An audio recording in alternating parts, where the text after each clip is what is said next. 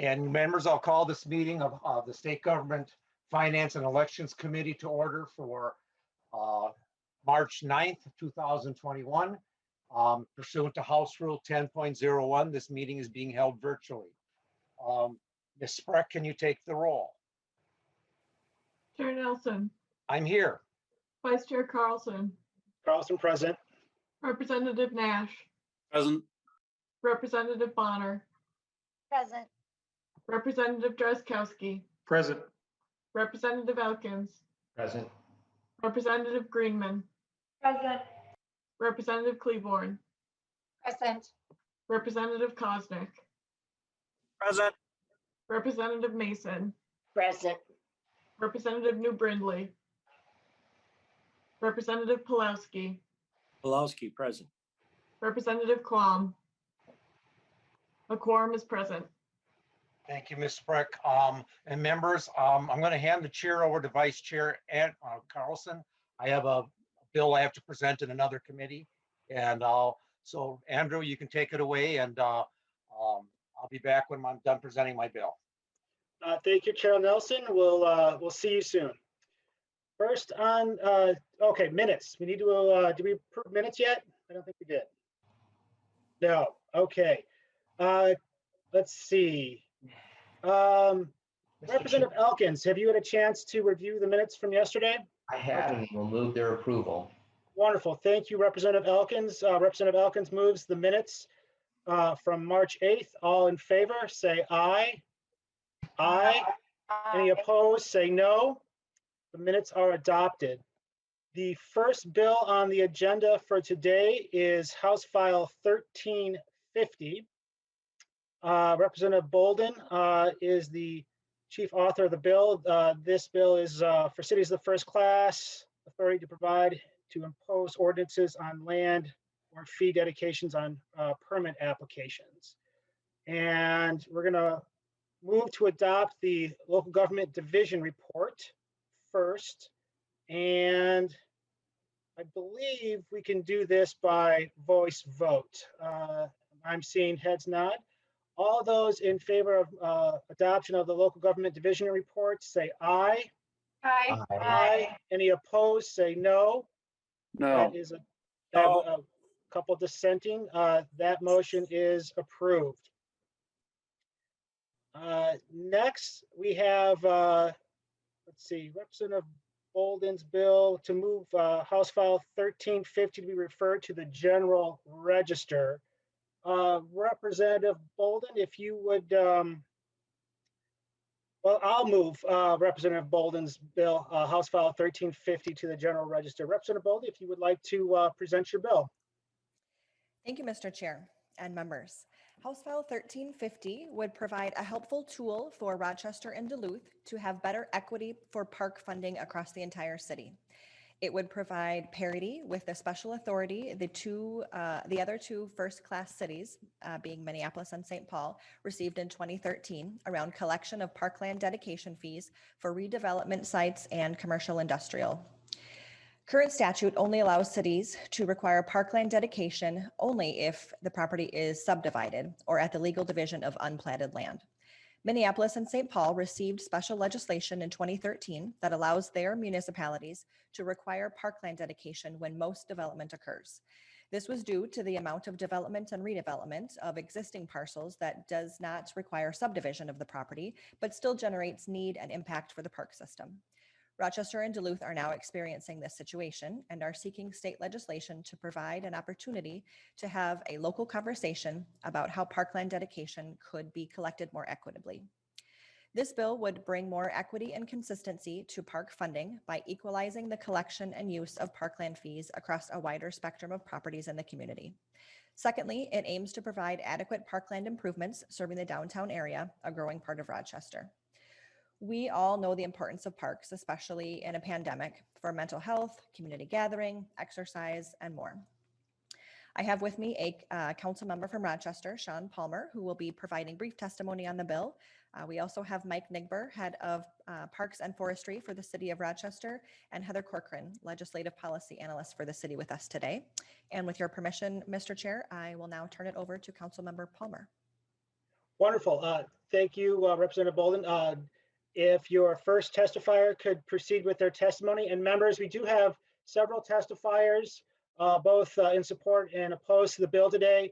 I do want to allow adequate time for member questions. So we will be going to a vote on this bill at 9:05. So if testifiers could please keep their comments succinct and brief, that would be very much appreciated. Councilmember Palmer, if you would please proceed with your testimony. Good morning and thank you, Chair. My name is Sean Palmer. I am a council person for the city of Rochester. I serve the 5th Ward. Rochester City Council is a nonpartisan council. I'm here today as a long advocate for our parks and a founding member of our Parks Foundation. I also work in the building industry and have for the last 40 years. I thank you, Representative Boldon, for carrying this bill for us. This bill would provide more consistency. Right now, some developers pay it, those that develop in subdivisions, and those that don't redevelop or in a subdivision. Simply put, this focus should be treating people equally. Downtown people deserve to have the parks in the cities, the parks in the other part of the cities do, and the city is responsible for providing these parks. To give you some sense of scale that we're working with, Rochester is the 3rd largest city with 119,000 people, 3 million visitors a year. In 2019, we collected $23,720 in parkland dedication fees. In 2018, we collected $122,000, and a new playground costs around $400,000. Our current parkland dedication rate is roughly $366 per single family dwelling, or $1,500 per multifamily. In the last 3 years, we've collected in 2020, we collected $228,000 per year in parkland dedication. Rochester is a community with 119,000 residents, a regional and world center for healthcare that hosts close to 3 million visitors a year. Our city has a very strong fiscal management history. We're one of the few cities in the state that has a AAA bond rating and also received a certificate for achievement for excellence in financial reporting for almost 50 years, the longest in the state of Minnesota. Our elected city council will and has continued to take on our role seriously to protect and utilize public assets and resources that we're entrusted with. To give you one example, Riverwalk Apartments was built. They had 152 residential units and where once 3 homes were stood. They did not contribute to our parkland dedication. We have done and will continue to do local engagement with our builders, developers, and others. We see that the state legislators, we see this state legislation and authority to first stop and having the opportunity to drive our our future conversation locally. We engaged with our local builders group, the Rochester area builders, recently on this issue. And we have spoken with many of our area developers about this idea and have shared support for the ideas of parks, a key amenity to their properties, and noted that the current inconsistency that occurs for their projects, whether they develop in a subdivision or pay fees now or redeveloped in downtown as already platted land. This is a topic that's been discussed locally for over 8 years. We are asking for support for this bill and thank you to the committee for the consideration. Thank you. Thank you, Councilmember Palmer. And again, testifiers, please, next on my list, I have Ms. Heather Corcoran. For the remaining testifiers, please look at your notes, and if you could make whatever edits you feel are necessary to keep your testimony to 2 minutes. We have other bills on the agenda, and just out of fairness to everybody, if we could limit our comments to 2 minutes, that would be much appreciated. Ms. Heather Corcoran, you're next. Thank you, Mr. Chair. Actually, I'll just be available, as will Mike Nigber, if there are questions, and we'll let you get to the next testifiers. Wonderful. Thank you very much. And thank you for being with us here today. Representative Boldon, did you have any other testifiers? No, Mr. Chair, I don't believe I do. Okay. Next on my list, I then have Mr. Matthew Spellman. Mr. Spellman, if you would proceed with your testimony. Thank you, Mr. Chair. Mr. Chair and members, for the record, my name is Matt Spellman. I'm with the Minnesota Realtors Association. Our association represents over 21,000 real estate professionals, helping buyers and sellers across Minnesota transfer all types of property. Thank you for the opportunity to testify today. Each year, our members develop and approve a legislative agenda, which our 2021 agenda included a statement of opposition to policies that increase the cost of housing. Consequently, I'm here this morning to share our opposition to House File 1350, as it clearly increases the cost of housing. Minnesota is experiencing an immense inventory shortage, with our last housing report showing we currently have less than 1 month's supply. Coupling the current inventory shortage with interest rates being as low as they are, the heightened demand on our existing housing stock continues to drive prices up, adversely impacting low to moderate income earners the most. Our most affordably priced homes on the market have seen a drastic jump in price, with the statewide median hitting an all-time high of $275,000. Minnesota needs to stimulate new housing development to bring balance into the market by alleviating some of the pressure on existing housing stock. And in doing so, government shouldn't continue to add to the cost of construction, which is ultimately passed on to the homeowner. That being said, House File 1350 only serves to add to the cost of housing, as this fee will inevitably be passed on to the homeowner. Policies like this are further burdening Minnesota homebuyers when they need help the most. If the legislature is serious about addressing the issues facing our housing market, it cannot continue to enact policies such as this. Mr. Chair and members, thank you for your time.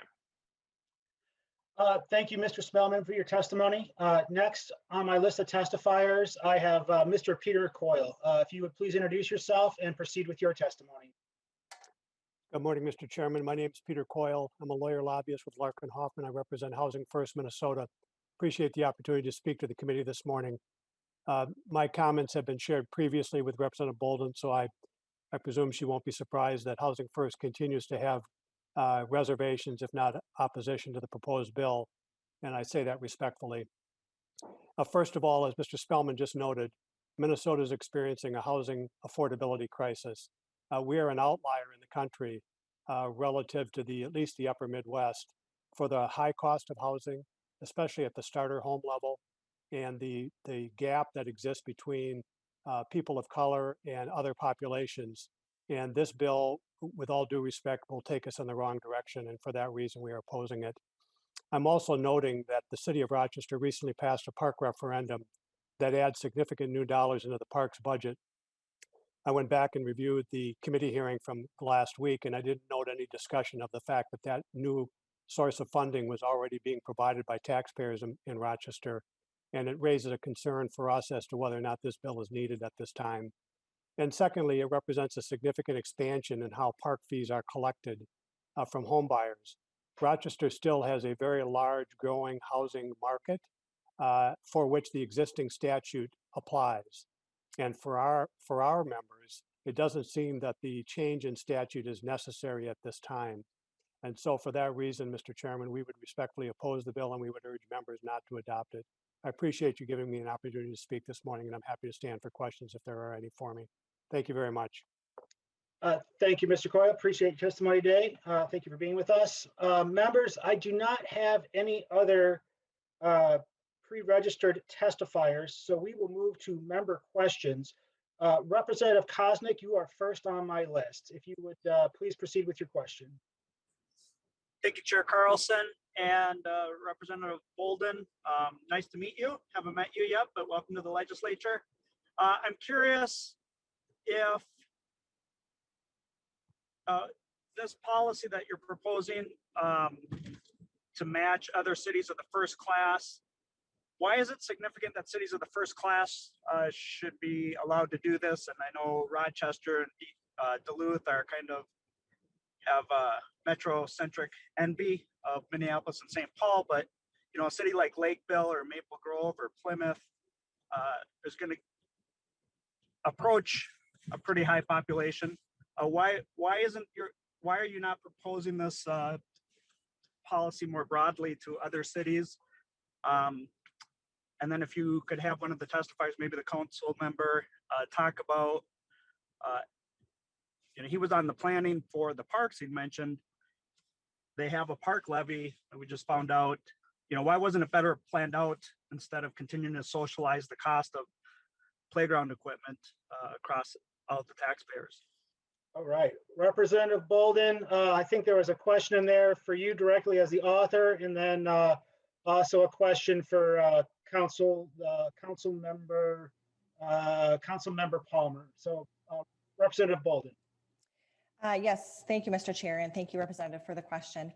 In terms of why we are asking for this and why not other areas, I would say, you know, we are asking for this in Rochester because our redevelopment and land use warrants it.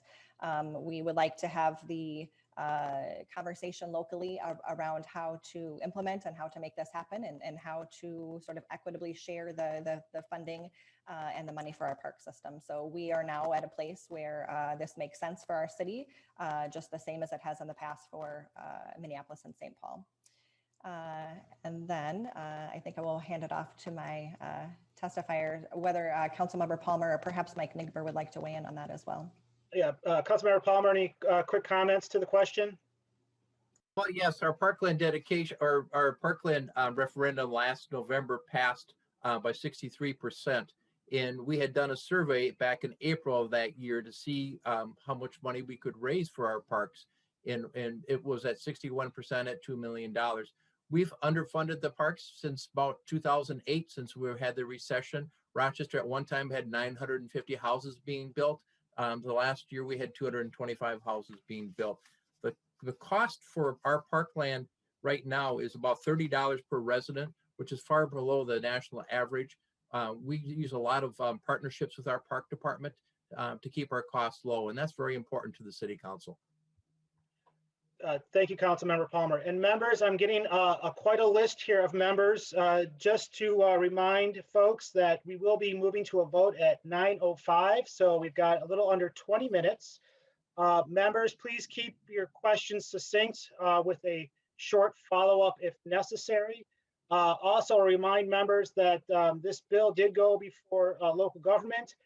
You can refer to the minutes from that meeting to where some of these questions, you may find the answers there as well. So please keep your questions to the purview before the committee.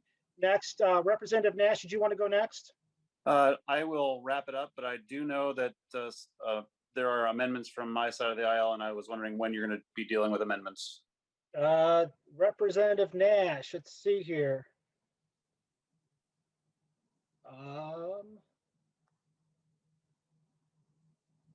I'm not seeing any amendments. Chair Nelson, am I missing something here? Mr. Chair, members, I don't believe there were any pre-filed amendments other than the one the author had a pre-filed amendment that I believe she's not offering. Very well, I had that Why incorrect. why don't you go, Mr. Chair? Rudolph? Why don't we have Mr. Mr. Chair? Rudolph? Yes, Representative Mr. Nash. Chair, Representative Nash. I believe Representative Quam had tried to get your attention. Oh, I'm sorry, there was a lot of talking there. Representative Quam, quickly, you had a question? yes, for the chair. During local government, there was very little discussion. In fact, there was not any allowance of the amendments that were filed, and amendments were filed in this committee way before the deadline. So I guess I'm getting the impression that the chair is not going to allow minority amendments on some of these bills, which I think is not standard operating procedure. Mr. Chair, Yes, Chair Nelson. I was wrong. It wasn't on the agenda. I was wrong. I missed it. There were 3 pre-filed amendments, so I'm wrong. So I apologize for that, Representative Quam. Okay. Thank you, Mr. Chair.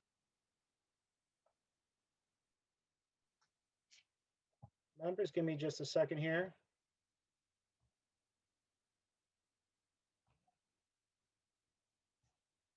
Okay, so this is the fun thing of working remotely, right? Representative Quam. Okay, here we go. So I see you have 3 amendments. Representative Quam, is that correct? That is my understanding.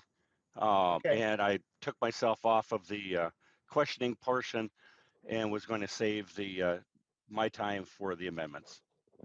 Yes, and I think we want to deal with those now, Representative Quam. So I see that there are 3 amendments, your amendments, starting with the A9. Representative Quam, would you like to move the A9 amendment?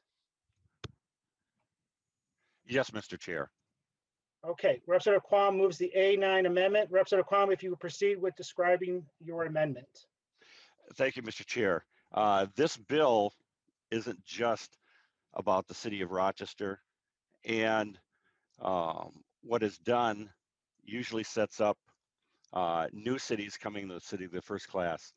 Instead of the regional setup the Rochester has, I think it'd be most appropriate to have it centralized or located near where the development fees are taken. And so 20 blocks, I think, is more than enough to cover where you should have the fees going to. So it would restrict the fees collected to be used within a normal distance from the location. Thank you, Representative Quam. Representative Boldon, comments? Do I have any other? I have lots of hands up. Any questions with regards to the A9 amendment?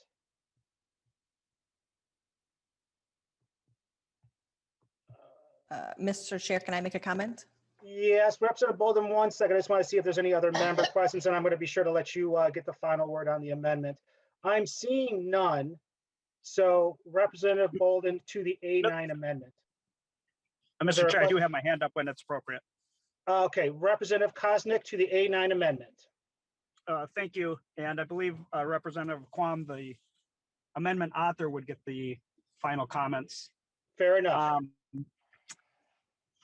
So it doesn't,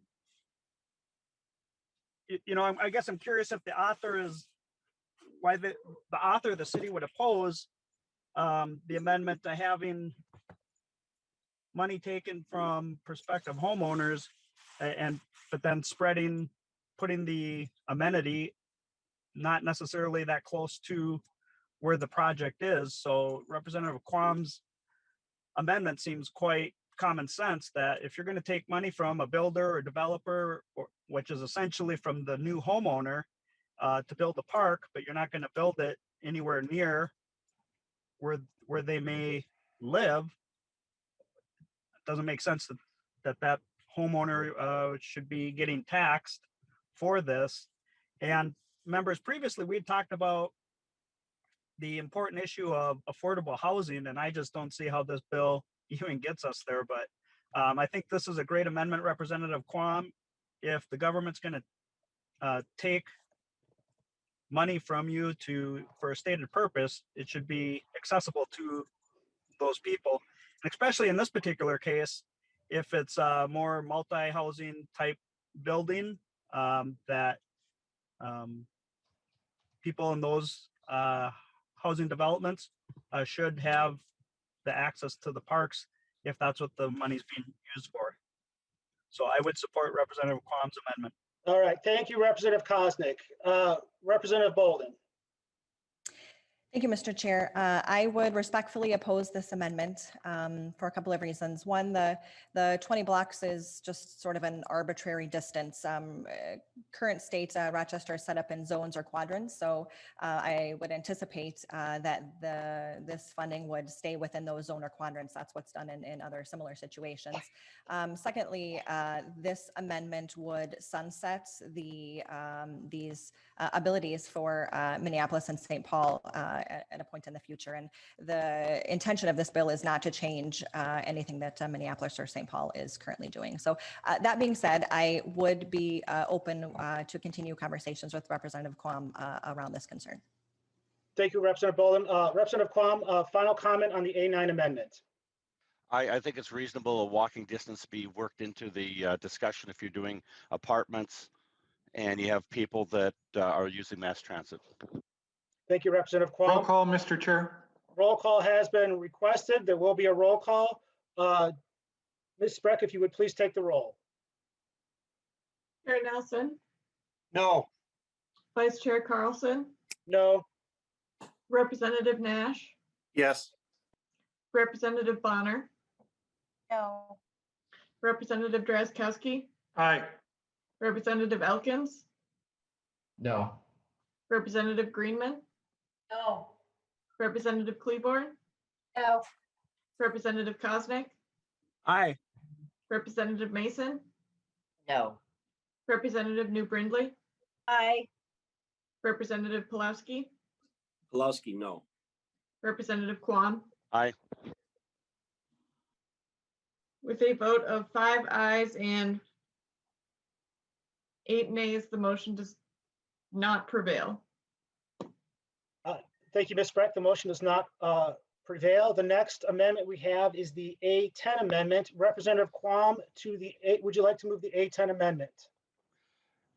Chair, I would like to move the A10 amendment, and the A10 amendment is, we're talking park fees, and we're talking generally that's households, and in Rochester, about 40,000 people, back pre-pandemic, would come in and out just on Highway 14 that runs before Byron and Casson, and frankly, if you're doing an industrial development, you're not adding households, and I think that the fee should be just restricted to households and families that would be utilizing this park. And the discussion about the center of Rochester being able to fund that for the visitors, part of the DMC funding is in regards to amenities for patients and visitors. And out of that money, that should cover people that are visiting that don't live there. Thank you. Thank you, Representative Quam. Representative Boldon to the A10 amendment. Thank you, Mr. Chair. I would again respectfully oppose this amendment. Currently, you can't and Rochester does not collect on a new commercial industrial space subdivision fee. So I would anticipate that would be part of the local conversation. Thank you, Representative Boldon. Representative Quam, final comments on the A10 amendment? Yes. Again, this is not just Rochester in this bill, and this sets precedents for additional cities of the first class, Bloomington, et cetera, that might be joining that classification soon. And I think we need to be diligent in doing good governance and looking beyond just the current situation within a single city. Thank you. Thank you, Representative Quam. Members, we're going to move to a vote on the A10 amendment. All those in favor of the so please unmute yourself, members. All those in favor, do I hear somebody? Aye. Oh, Representative Koznick, you're voting. Okay, wonderful. I love that. Good. It's nice to know that people are paying attention. All those in favor of the A10 amendment, please say aye. Aye. Aye. All those opposed say no. No. The A10 amendment does not prevail. Representative Quam, third and final amendment, the A11. Representative Quam, if you would please describe your amendment. Or I'm sorry, would you please move your, would you like to move your amendment? I would so move, Mr. Chair. Wonderful. Thank you, Representative Quam. Please proceed with describing your amendment. Actually, this amendment is meant to where a city, if you're going to be collecting for a plan change, ought to have a plan and execute it in a timely fashion. It also contains language so that any funds would be returned if not used within a timely fashion. And it has the mechanism of a property tax credit, which I believe has less of a tax impact than if cash was given back, and also may avoid, I guess, cities having to push cash out, I think is sometimes difficult depending on the exact timing. And so this would soften the effects to the city, and the final person, years later, it might be someone else that owns, say, a condo in a complex, and it might be difficult or tricky having the taxation of cash coming in, but a property tax credit, I think, would be less burdensome in a tax format. And And once again, I want to set up a mechanism that'll work across cities of the first class instead of having multiple flavors. And I would like a roll call. Thank you. Thank you, Representative Quam. Representative Boldon to the A11 amendment. Thank you, Mr. Chair. I would respectfully oppose this amendment. The 3-year timeframe in this amendment is a bit problematic. The current parks capital improvement cycle is based on a 6-year cycle, and 3 years is a bit of a short time to raise enough money to be used and plan, and for have that whole process to go through. The other piece I would say is that this bill also contains a sunset of these abilities for Minneapolis and St. Paul, and again, that is not the intention of this bill. That being said, I would be open to continuing to work with Representative Quam on this concern area. Thank you, Representative Boldon. A roll call on the A11 amendment has been requested, so there will be a roll call. Ms. Spreck, if you would please take the roll. Chair Nelson, No. Vice Chair Carlson, No. Representative Nash, Aye. Representative Bonner, No. Representative Drazkowski, Aye. Representative Elkins, No. Representative Greenman, No. Representative Klevorn, No. Representative Koznick, Aye. Representative Mason, No. Representative Newt Brindley, Aye. Representative Pulowski, Pulowski, no. Representative Quam. Aye. With a vote of 5 ayes and 8 nays, the motion does not prevail. The amendment is not adopted. The amendment is not adopted. Thank you, Ms. Spreck. Members, I have 3 members that would still like to speak to the bill itself. I'm going to cut it off at those 3. I have Representative Klevorn, Representative Drazkowski, and Representative Nash. And then we will move to a vote. Representative Klevorn, if you could proceed with your question, please. Thank you very much. And Mr. Chair, it's really more of a comment. I'd like to thank Representative Boldon for bringing this bill. Since Plymouth was mentioned in the earlier discussion, I just want to be on the record of saying Plymouth supports local control in these issues. And it is a matter of fairness and to make sure that everyone realizes that our parks and trails support the property values within our communities and holds those investments of our families whole. And so thank you very much for bringing this, and I ask for a yes vote from our committee members. Thank you, Representative Klevorn. Representative Drazkowski. Thank you, Mr. Chair. I would just ask the chair, first of all, is this bill going to the tax committee since it's a tax increase? Representative Drazkowski, I have this bill going to the general register. Okay.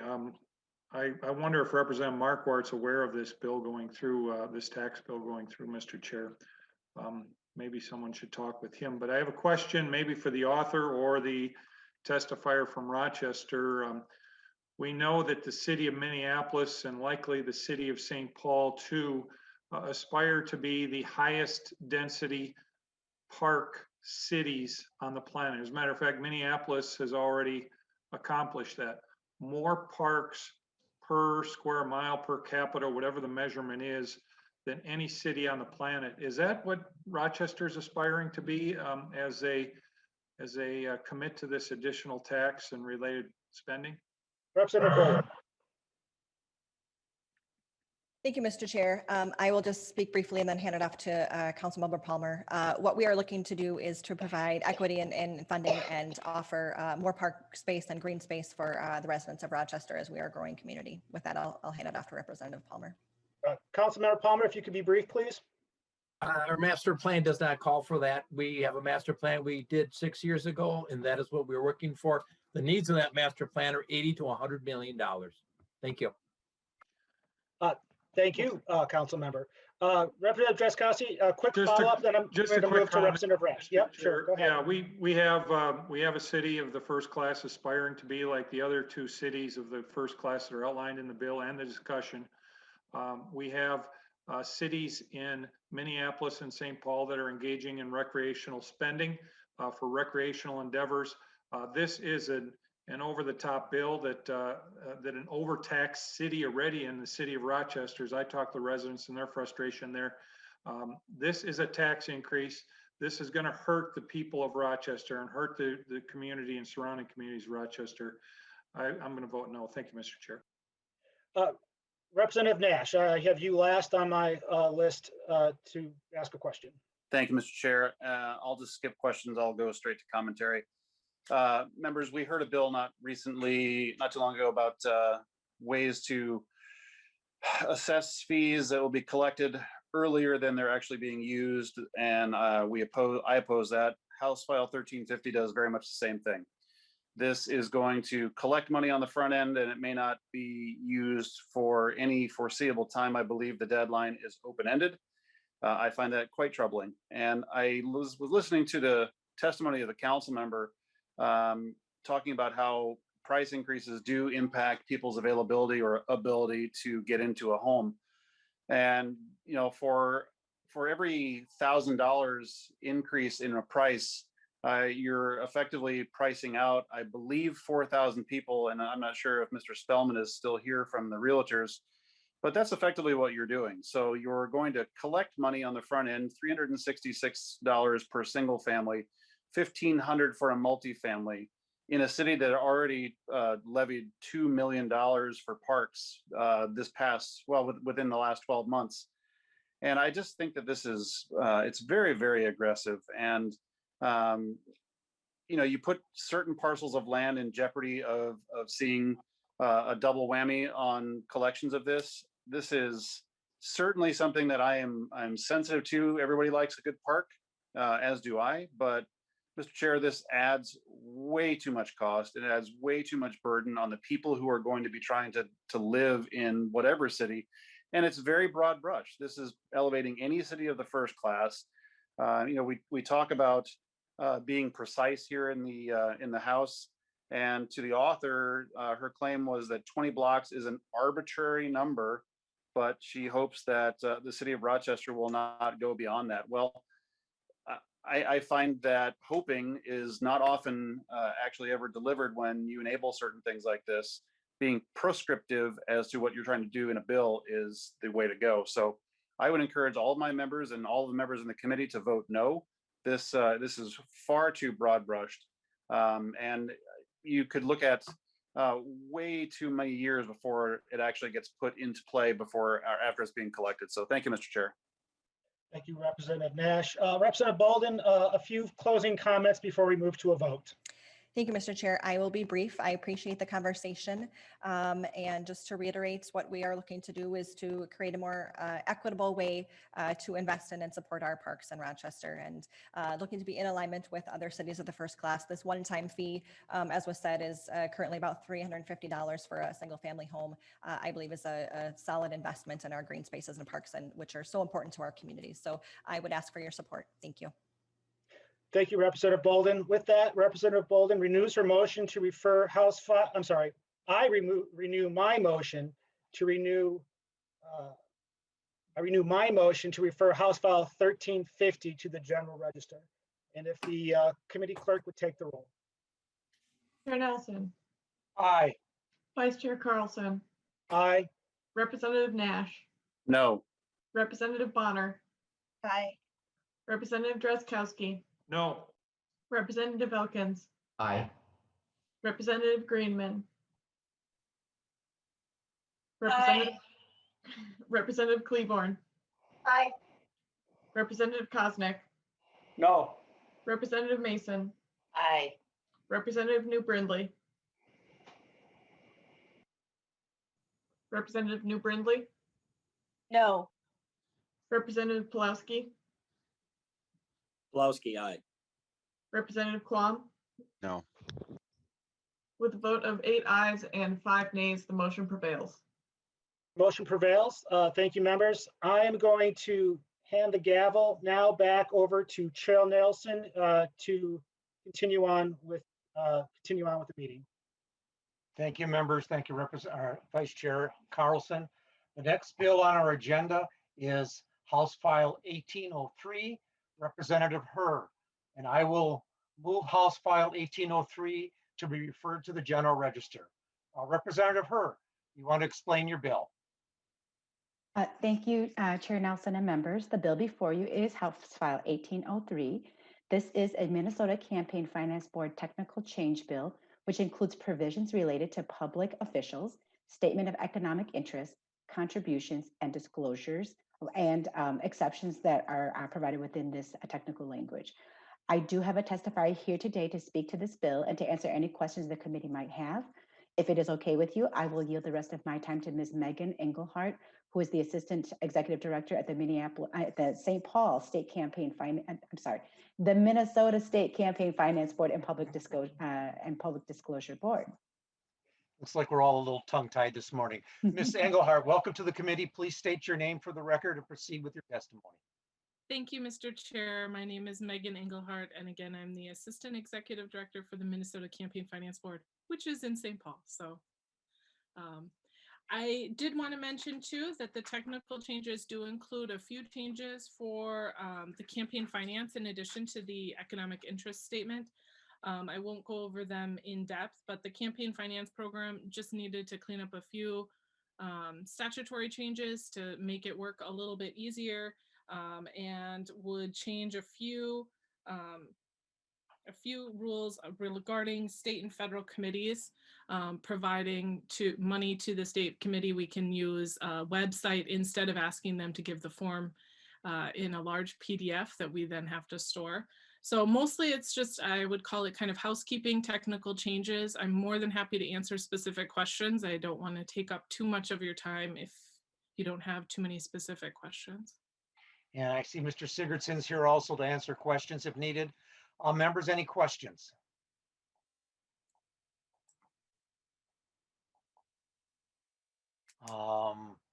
One more time, any questions?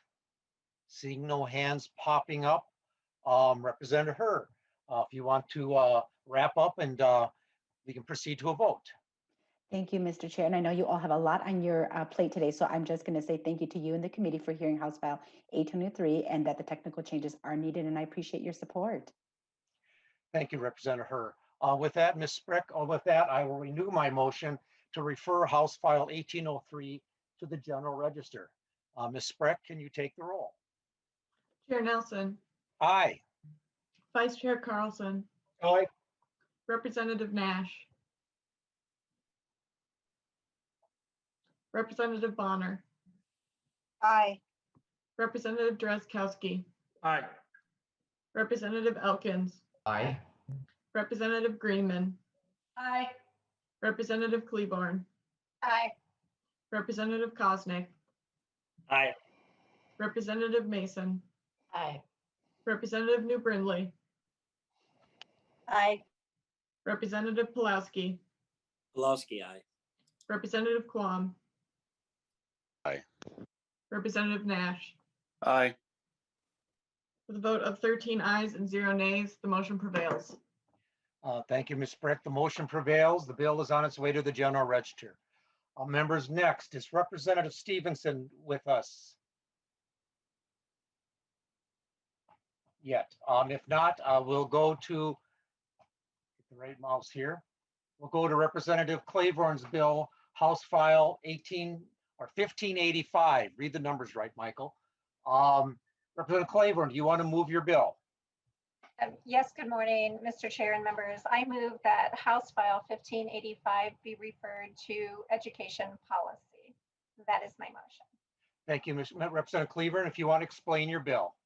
Yes, members, I'll keep my comments very short. We have testifiers who will speak to the bill, and I will yield my time to them. This bill does 3 basic things.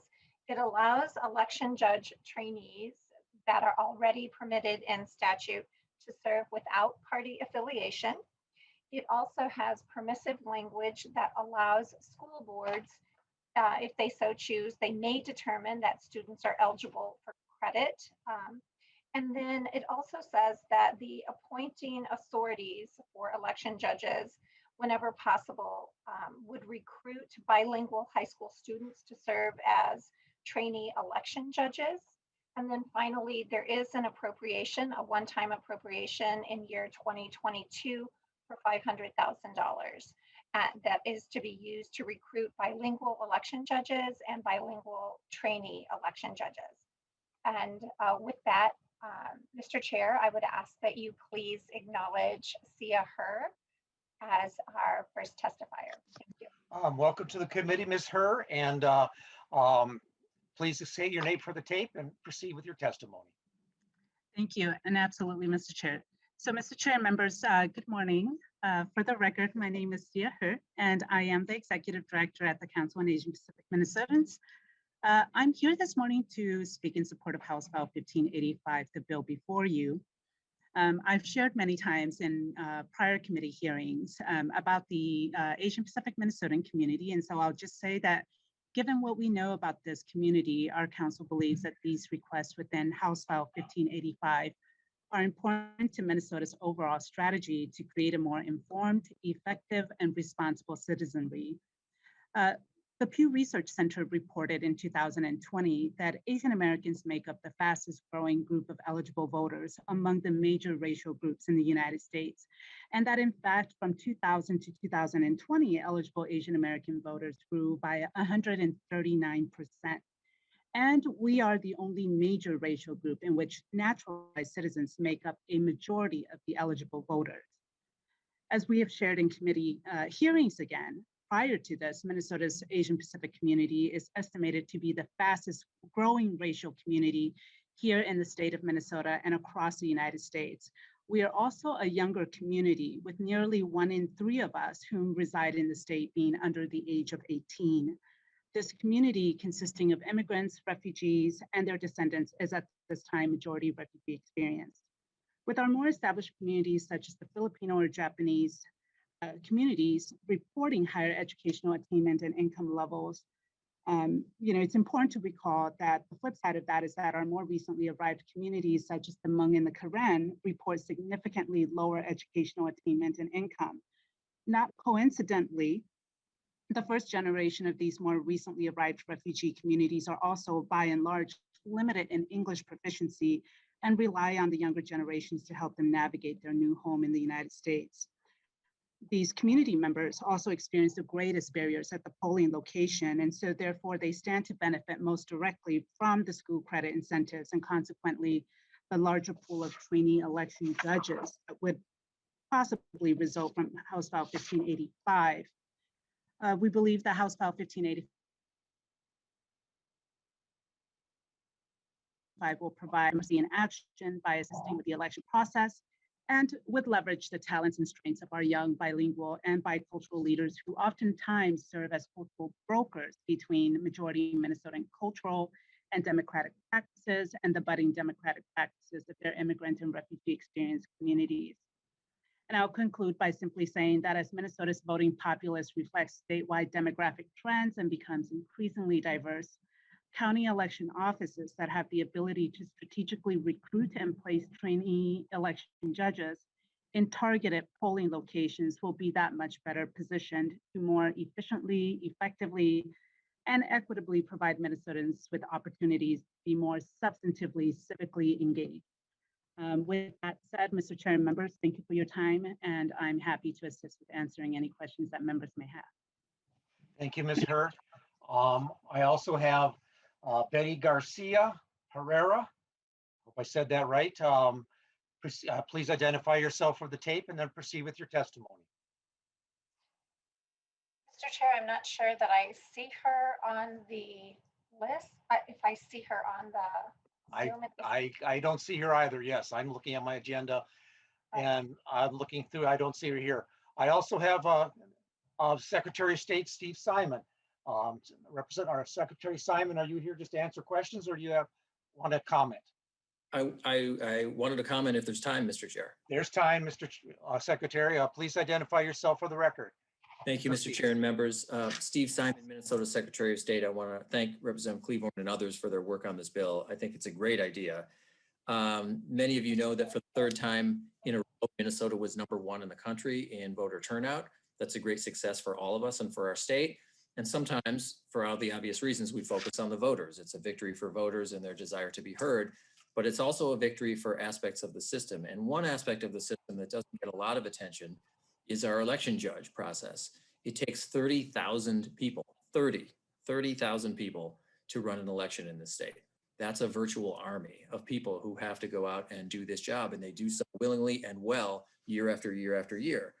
And it's important particularly that we get young people to be engaged and motivated and civically involved. And that's why we have election judge trainees in statute to begin with. Young people as young as 16 years old by statute under current law can already participate and do most of the functions that other election judges do. So that's why we have that in there.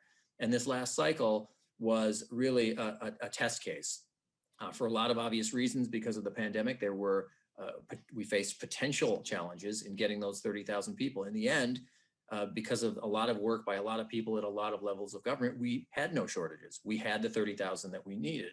But it really underscored some of the soft sides of the system where we could do better. And this is exactly one of those areas.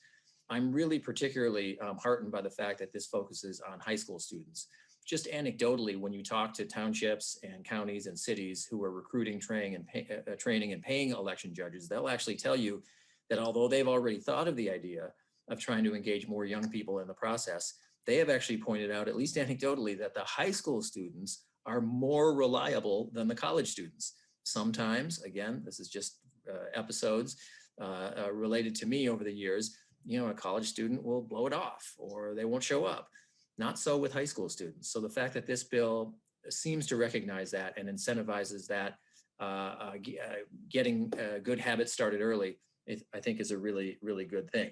So it's an excellent opportunity as well. And I just want to say as well how gratified I am about this bill's recognition about the need for bilingual folks in the polling place, election judges and others who can help people whose native language is not English. And sometimes I and others, I think, get the question, and it's a natural, normal one. I don't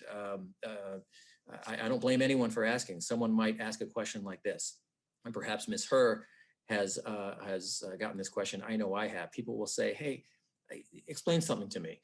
You can only vote if you're a U.S. citizen, and you can only become a U.S. citizen if you weren't born a U.S. citizen.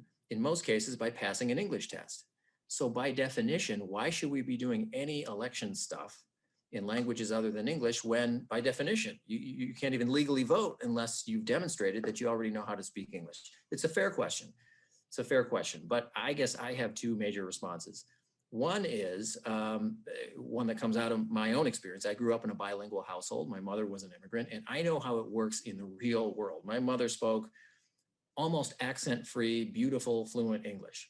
But when it came to technical instructions, I don't care whether it was how to run the toaster or a government document. I know, I lived this, I grew up in this house. She and everyone like her that I knew much preferred technical instructions, not conversational English, technical instructions, how to do something in her own native language. That's just the way of the world, no matter how fluent otherwise someone is in another language. And then the second thing I would just point out historically is Minnesota has been doing some version of exactly this since 1896, not 1996, 1896, when we first started printing materials in multiple languages for those whose native language wasn't English. The only difference, as far as I can tell, between what we started doing in 1896 in Minnesota and what this bill extends now is the languages. Back then it was Swedish and Norwegian and French and German and Italian and Slovenian.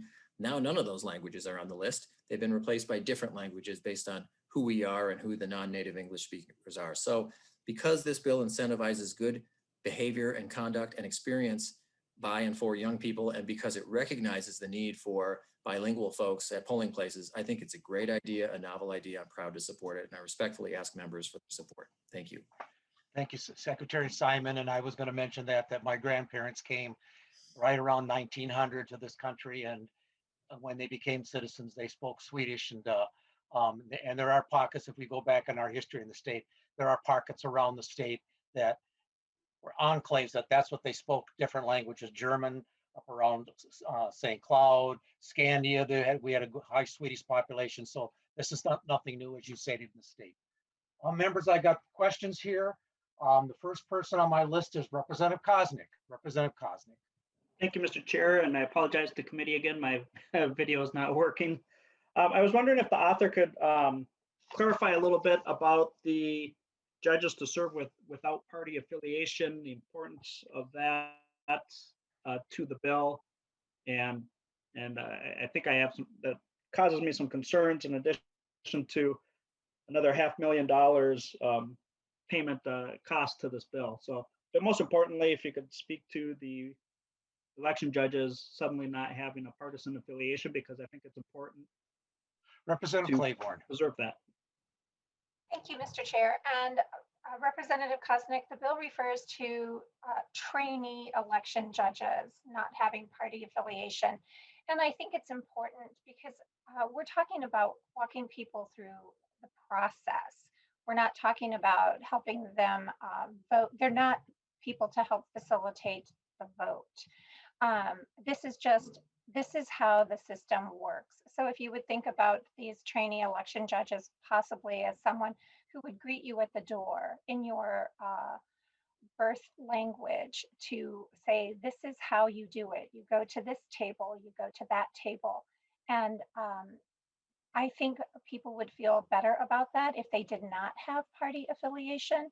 But I would defer to Secretary of State Simon if he would want to address the issue.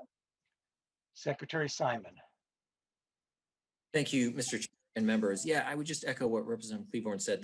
My read of the bill is that this refers to the trainee judges who overwhelmingly are young people, 16 and 17-year-olds. And I don't want to speak for the author, but I think the idea here is, can we please wait until we're 18 before we start labeling people red or blue? That the youngest judges, I think, deserve some political anonymity. But I don't want to speak for the author, but I imagine that's what she's trying to get at. Follow-up, Representative Koznick.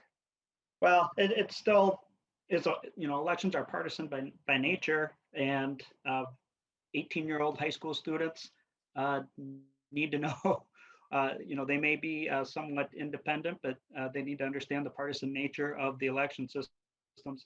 So I think that would cause a little bit of concern, and still the fiscal cost to it too.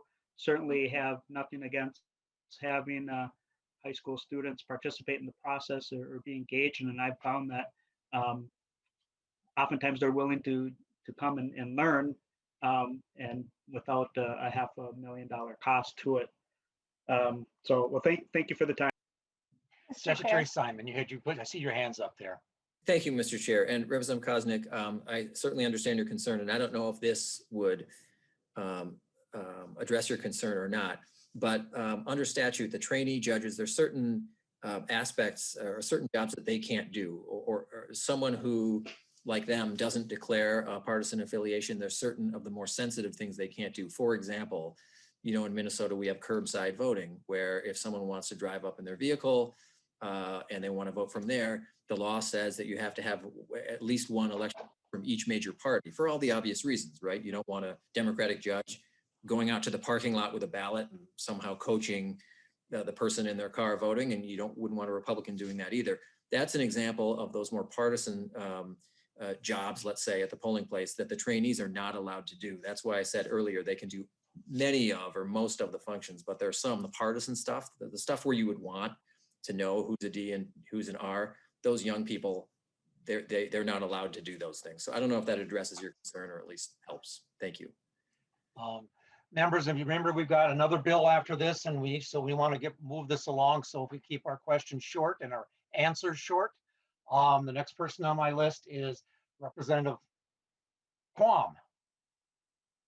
Did you have your hand up? I don't see your hand up. Mr. Chair, it was touched upon, and so I'm going to let that go in and because of time. Thank you, Representative Quam. Representative Bonner, you're the next on my list then. Thank you. And I actually have more, I guess, a comment than a question, but just wanted to say I want to thank Representative Klevorn for bringing this bill forward.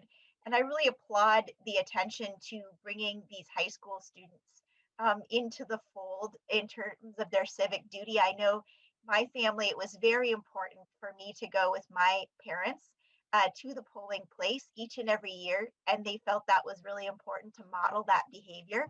And of course, here I am today.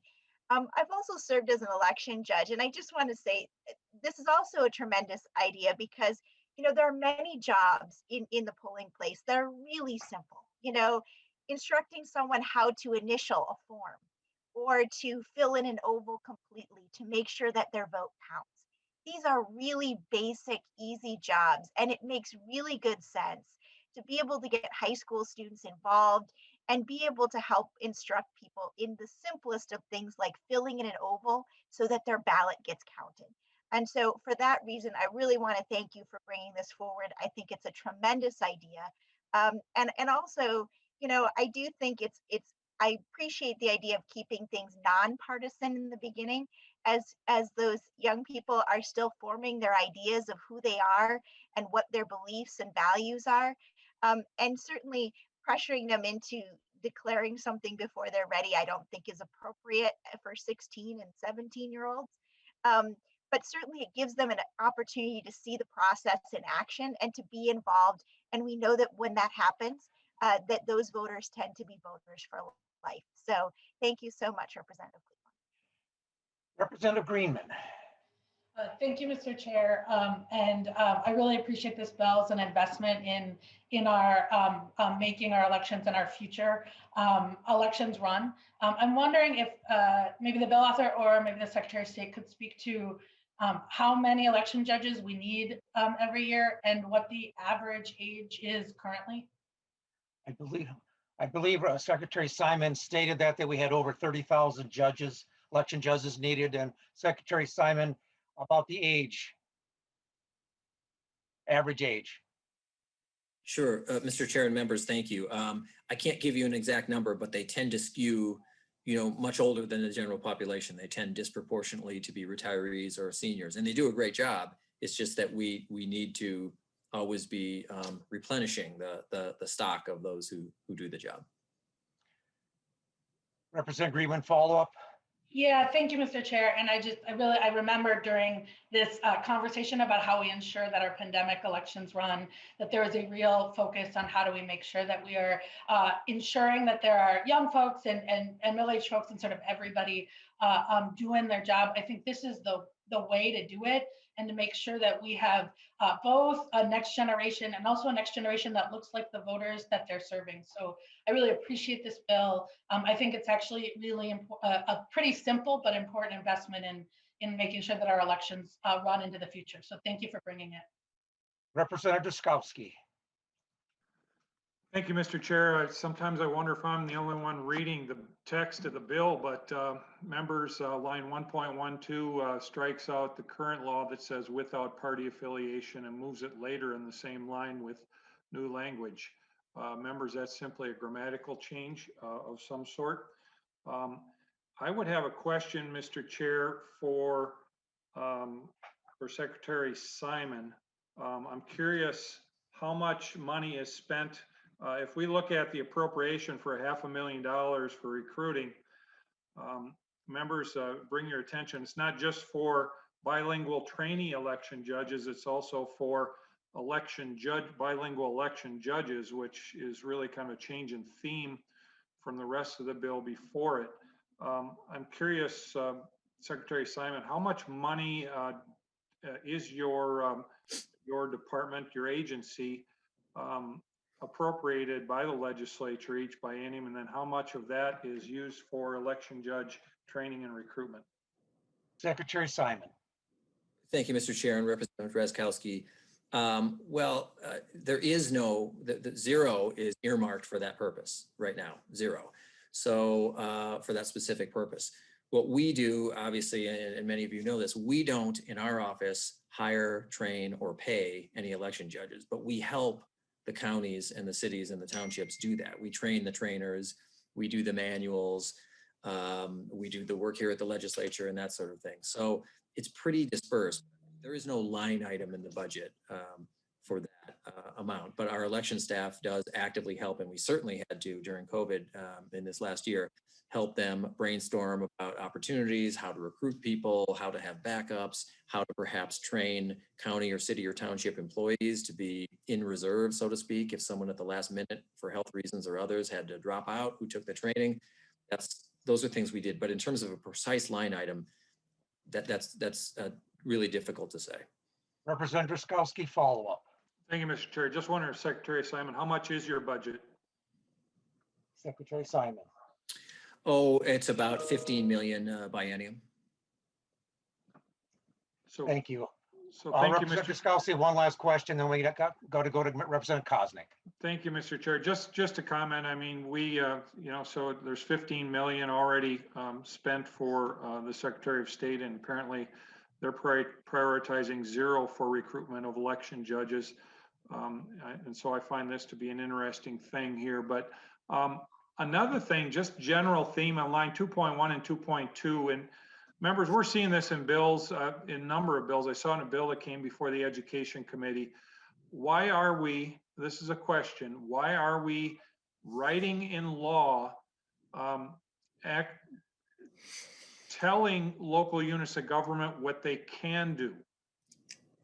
I mean, we give them the boundaries to operate. I just don't know why we're doing this again. If they already have the authority to determine as a school board if they're going to have the students receive credit for this, why are we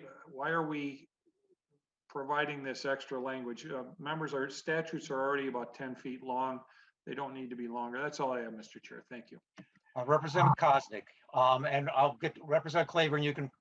You can wrap up after Representative Koznick. Representative Koznick. Thank you, Mr. Chair, and I just wanted to comment.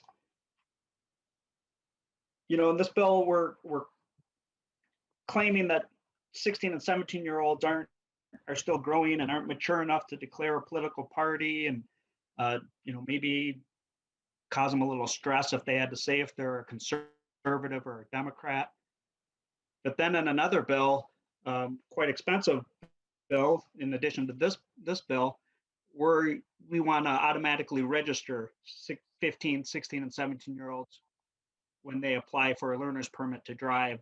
And so I just think it's not a very coherent argument that they're not mature enough to declare a party. And if you actually talk to some teenagers, high school kids, they have very interesting and definite political views. So I just wanted to make that aware. The other thing is, the comment was made that we want these people to look like the people that they're serving, and but that there's nothing in the bill that says they have to serve in the precinct in which they live. In fact, that they could serve in a whole county opposite of where they live. So I just don't see the consistency in the arguments here, and I'll be voting no. Thank you, Representative Klevorn. You want to do your follow-up, and then we're going to get to a vote. Thank you, Mr. Chair and members, and I always appreciate a robust conversation, especially when it comes to our elections. I would like to just say that I did in fact mention when we were introducing the bill that this is to recruit. This is the money that is allocated in this bill is for the Secretary of State to provide grants to the political subdivisions to recruit. So this money will not be used by the Secretary of State's office, but to be used by those political subdivisions all around our state to help recruit bilingual election judges and the bilingual trainees. To the statement that was made about the school boards, I would just like to say that the language is permissive, and it comes from a trainee being denied credit because the school board said they did not have the authority to do that. So it's permissive language, it's not mandatory language, but it would allow those districts who had some confusion about what the law does to allow them to grant that credit to students. Members, this is just a very good bill. It allows local communities to have the language skills that they need in their local precincts to help every citizen vote. And I ask for your yes vote. Thank you. And Representative Klevorn, you want to renew your motion? I do renew my motion that House File 1585 be referred to Education Policy. Thank you. Representative Klevorn renews her motion to refer this bill to Education Policy. Ms. Spreck, can you take the roll? Chair Nelson. Aye. Vice Chair Carlson. Aye. Representative Nash. He's excused. He had to leave. Representative Bonner. Aye. Representative Drazkowski. No. Representative Elkins. Representative Elkins. Representative Greenman, Aye. Representative Klevorn, Aye. Representative Koznick, No. Representative Mason, Aye. Representative New Brindley, No. Representative Pulaski, Pulaski, aye. Representative Klum. No. With a vote of 8 ayes and 4 nays, the motion prevails. Thank you, Mr. Chair and members. The motion prevails. The bill's on its way to education policy. And the last bill on our agenda is Representative Stephenson's House File 1183. And Representative Stephenson, are you here? I see you on my list. Representative Stephenson, I'll move House File 1183 to be referred to the Ways and Means Committee. Representative Stephenson, describe your bill. Well, thank you, Mr. Chair, members of the committee. As everyone on this committee knows, the high cost of prescription drugs is an incredible problem. You know, as a member of the legislature, you talk to a lot of people, you hear a lot of stories, but among the most memorable conversations, whether it happens when you're out door knocking in a fall campaign or talking with a constituent in your office, are those with people who are struggling to afford the drugs they need to live. I think all members have had those conversations, and they break your heart. No one should have to choose between paying the mortgage and paying for their children's medication. No one should have to pick between skipping a meal or skipping a pill. But people in Minnesota make those decisions every day.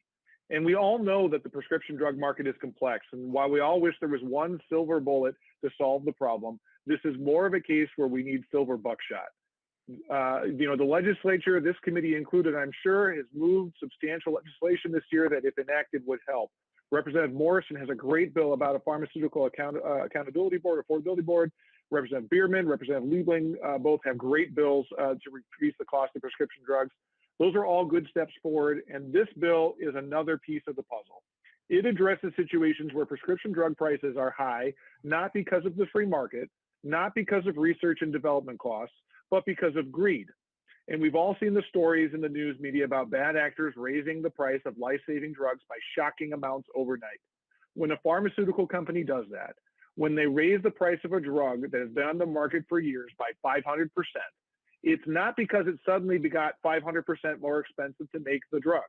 It's because someone realized that the people who take that drug need it to live and would pay anything to get it. That's price gouging. It's wrong, and there should be consequences. Members will know that I'm a prosecutor when the legislature is not in session, and I believe in accountability, and that's what this bill is about. We're not saying that all pharmaceutical companies are bad actors, far from it. You don't need to look far these days to see the good work that pharmaceutical companies are doing. They can work miracles. But this is a case where the Spider-Man rule comes into play. With great power comes great responsibility, and a handful of bad actors are abusing their power. One last note, this isn't the first time the legislature has considered similar legislation. Indeed, a very similar bill passed the House last biennium. This bill, however, is different in a material way. It applies to generic or off-patent drugs only, where last year's bill applied to all drugs. And that change is due to a recent federal court decision. I think that decision is unfortunate, and I'm hoping it's reviewed and reversed. But I think this narrower approach is best given the current legal landscape. As I said before, this isn't a silver bullet. It's just one piece of the puzzle. And Mr. Chair, I believe there are some testifiers. Thank you, Representative Stephenson. Chair Stephenson, I have on my list here, Brett Michelin. Please identify yourself for the record and I receive your testimony. Morning, Mr. Chair and members. My name is Brett Michelin. I'm with the Association for Accessible Medicines. AAM represents the generic and biosimilar manufacturers, and we are opposed to this bill. Unfortunately, the focus being on just generic and off-patent drugs is not focusing on what is driving the high cost of medications for patients in Minnesota. In fact, generic drugs are only 2% of the total healthcare spend, as I think is noted in your fiscal analysis based on the California reporting. In fact, less than 1% of healthcare premiums is based on the cost of generic drugs. That's not what is driving high healthcare costs. Some of the drugs that have been focused on, you can always cherry pick if there's been a large increase in a price of a drug. However, one example that's been used on this bill is Prozac. There are 38 manufacturers of Prozac. If one increases its price, it might simply be because their line is down, they've lost access to the active pharmaceutical ingredient. But when you have a price range from $1.61 to almost $800, that's not necessarily going to affect the market. In fact, it likely won't affect the market because there's 3 wholesalers that buy 90% of all prescription drugs, and they make the decision on where to send the drug. If it goes into Minnesota, then it's the insurers and the PBMs who determine how much a patient is going to pay, not the generic manufacturer. This bill is focusing on the wrong aspect. This will have unintended state costs as well. It's going to require manufacturers to maintain an office and a registered agent in the state. That will increase the cost of generic drugs. Further, this bill has been found unconstitutional in the only other state that has passed it. Likely, and I know there's sensitivity to for legislators hearing that there's likely another lawsuit, but since it's been found unconstitutional once, it's entirely possible to be found unconstitutional another time. And it was not based on the court case raised by Representative Stephenson. It was based on a court case on this specific law passed in Maryland. And with that, I'll conclude. I'm available for any questions. Thank you. Thank you, Mr. Michelin. I see I've got Ms. Moline from the Attorney General's office are here to just answer questions, or do you need to give testimony? Mr. Chair, I'm just here to answer questions today and happy to do so. Thank you. Questions on my list. The first person I have is Representative Quam.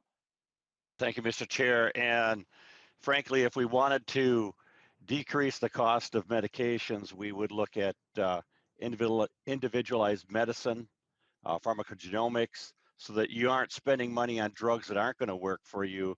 We help with the disparities, etc. But on this bill, it almost seems like virtue signaling because of the flaws. I don't see that this can actually make it through. The testifiers stated reasoning, but the main reason I have is Minnesota's not an island.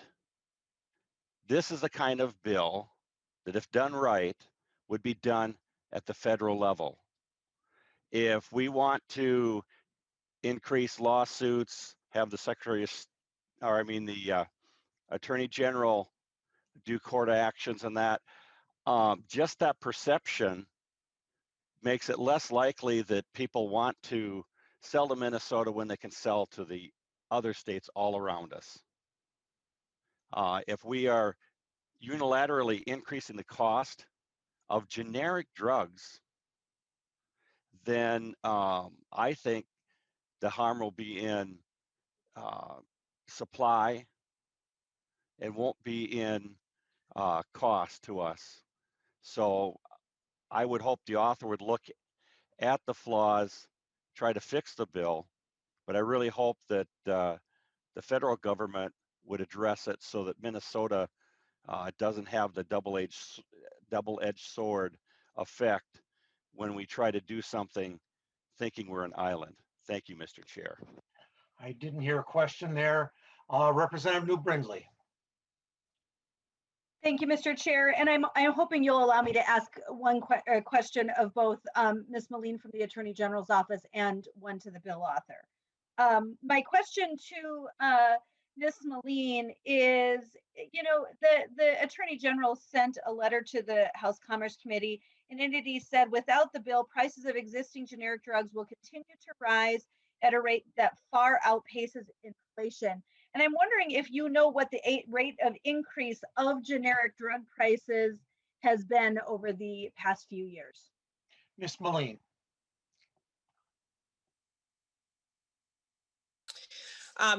Thank you, Mr. Chair and Representative. It varies based on which drug, but there is plenty of information out there on price spikes specific to generic drugs that would be covered under this legislation.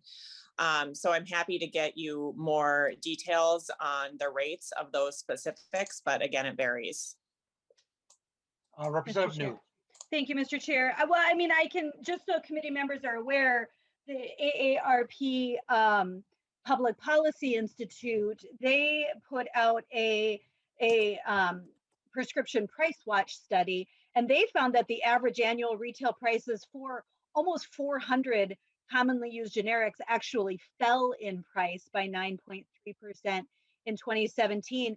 And they've been in deflation of just under 12% for almost 2 years. So I think that that's important when we're looking at this bill. My question to the bill author, Mr. Chair, is who determines how much I pay at the pharmacy for my generic drug? Is it the manufacturer or the PBM or the health insurer? Who determines what I, as the consumer, pays at the pharmacy? Representative Stephenson. Well, Mr. Chair, Representative Brindley, as I mentioned in my remarks, pharmaceutical pricing is incredibly complex. I wish there was a simple answer to that question. If there was a simple answer to that question, the problem of trying to tackle prescription drug pricing would be easy to solve because you'd go to that person and you'd regulate it there. But, you know, there are a multitude of factors that play in, and the bill recognizes that. I think it, you know, and to kind of go to your question to Ms. Moline, I think it's wrong to try and look at it from a totality basis. Remember what I said in my remarks. What we're trying to do here is bring accountability for specific bad actors, right, who are increasing the price gouging. This isn't made, I'm making no representation to this committee that this is the end all and be all of all prescription drug affordability issues. But to suggest that there isn't price gouging going on in the generic market ever, that it never happens, I think is quite a claim. I don't think that that's true at all. I think that there are examples, and we can look at specific examples if you like, of prices that were increased by pharmaceutical companies specifically for only for profit motive into the extreme. So, you know, keep it in the perspective that it's intended, that this is one tool in the toolbox, not the solution to the whole problem. And I see Ms. Moline has her hand up from the AG's office. Ms. Moline, quickly. Yes, Mr. Chair, I had just found some additional information that I thought Representative New would find helpful on generics specifically. Daraprim in 2015 raised the price of the off-patented version, which is a common drug used to protect HIV and AIDS patients, from $13.50 to $750 per pill overnight, a 5,000% increase.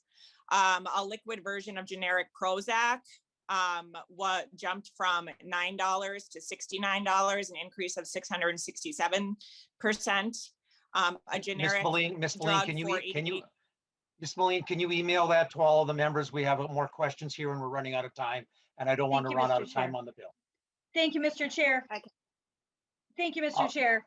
And I appreciate those responses, and I also appreciate, you know, I'm a little concerned, and I appreciate Mr. Michelin's testimony about why those prices may have gone up, and I think it's a dangerous and bold statement to say that it's only for profit motive and in the extreme, Representative Stephenson. I think that's an irresponsible statement. I just want to point out, you know, I understand the issues of the federal law, but you know, when a generic drug goes from $100 to $130, but my copay stays the same at $10 or whatever it may be, I'm not sure what this bill does to save the consumer from the high price of prescription drugs. And on the flip side of this, you know, when I've got a drug, again, let's use the same example, that if I'm taking a prescription drug that can go from $100 to $130, and now the Attorney General's office is going to spend time and resources going after that manufacturer. However, we can have a brand drug that can go from $10,000 to $20,000 a month, and we do nothing about it. Like, this is the kind of thing that's lipstick on a pig. We're not actually getting, here. We got two more people. We're not actually solving the problem. And Mr. Chair, can you clarify, where did you say this bill is going? It's going to the Ways and Means Committee. Okay, is it making a stop in judiciary? This has a private right of action and a new a penalty of $500,000 for withdrawing. This clearly needs to go to the Judiciary Committee. We're sending it to Ways and Means. If they need to, they can get it from Ways and Means. Representative Koznick, you're the next person on my list.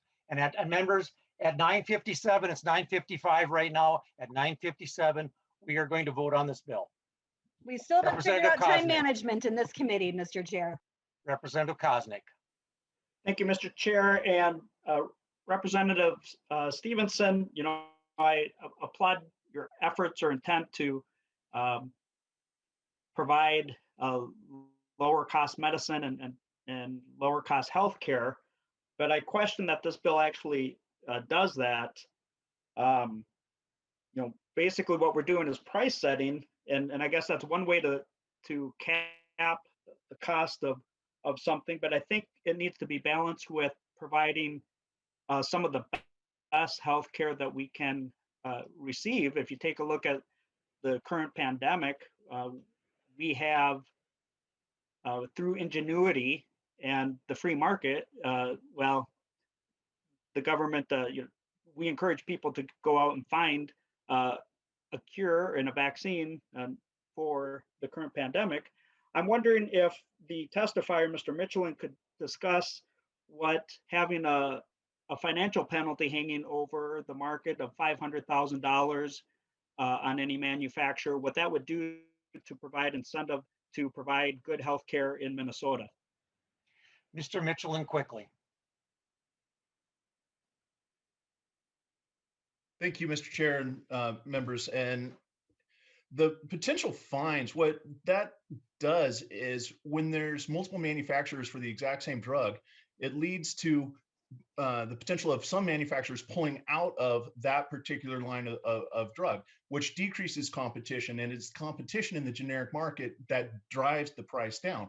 Prozac, again, 38 manufacturers. Just because the price goes up by one manufacturer is not going to affect the cost structure for the patients, for the insurers, for the PBMs, pharmacies who are profiting off these drugs as well.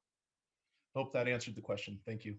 Thank you. Members, it's 9:57 and we need to vote on this bill. Yep. Sorry Mr. for the people. Chair, I guess I would just end with, the author himself had said that this is not the end all or be all to address this issue. I think the ideas need to be more well vetted, as Representative New Brindley had mentioned.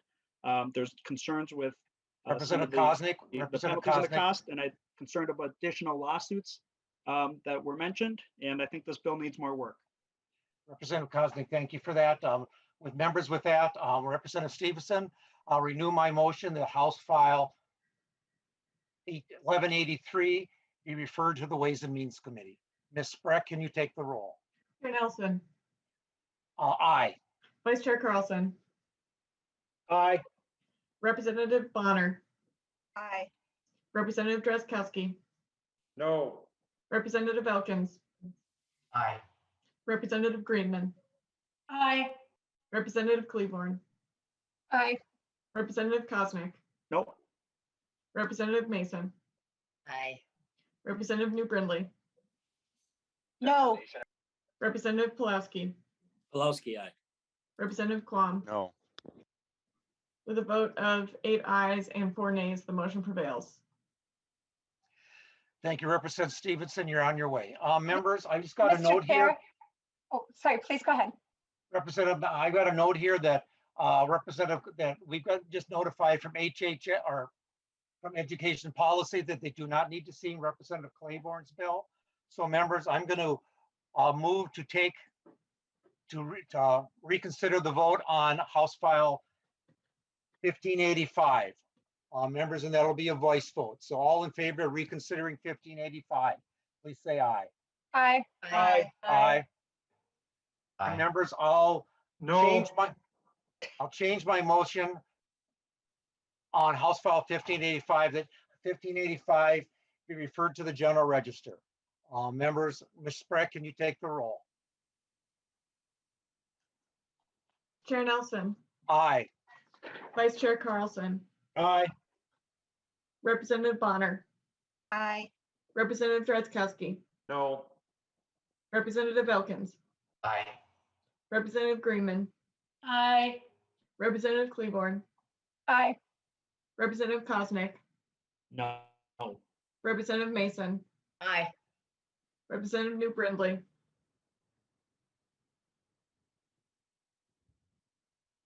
Representative New Brindley. Representative Pulaski. Pulaski, aye. Representative Klon. No. Chair, I'm seeing a note from fiscal staff. Yes. What's the note from the fiscal staff? Mr. Chair, members, on Representative Klevorn's bill, because there is a appropriation in the bill, I would say you have two options: to either lay it over for inclusion in the omnibus, or you could send it to Ways and Means, and we'd have to reconcile that spending there. Mr. Chair, may I ask then that we hold it over for possible inclusion? Members, we'll hold this over then for possible inclusion. Thank you. Members, with that, it's 10:01. We are adjourned. Mr. Chair, Chair, you what have was to the- recon-